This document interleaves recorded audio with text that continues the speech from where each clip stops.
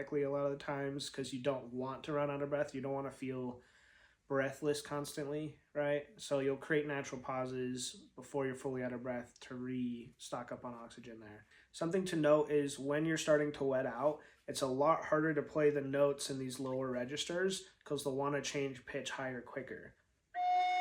So I'm already to the point where I'm putting normal breath into this bottom note here, and it's only wanting to go up in pitch instead of down in pitch. The way to change that is there's two ways to do that. You can lower the amount of air and the amount of breath you're putting into the flute, as in,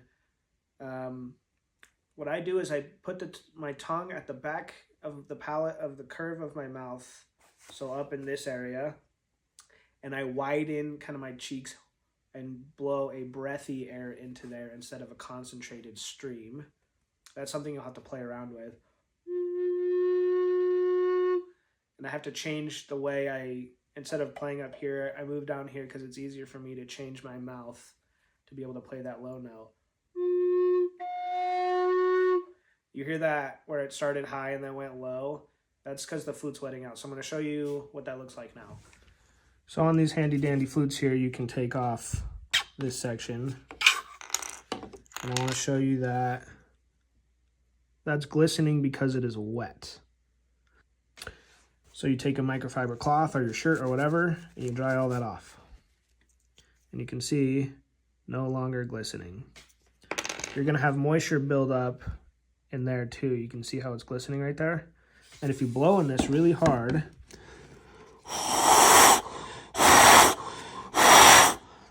you'll be able to see moisture come from this chamber and slide down in little droplets. So you can take your microfiber cloth and clean that out. What I do is blow really hard this direction, and then I blow these two out really hard as well. And this needs to be done as well. You'll be able to see that. I don't use this one as much, and this one doesn't get as wet. But you can see you have moisture droplets right there. So all you got to do is blow those out real well.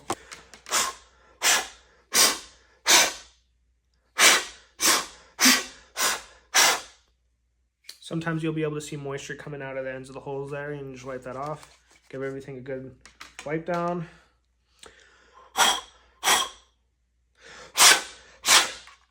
You can do this on a wood flute too. It's just a little harder. You got to do most of your blowing just from the regular end there to blow out that moisture. Quick hard breaths, get that out real well.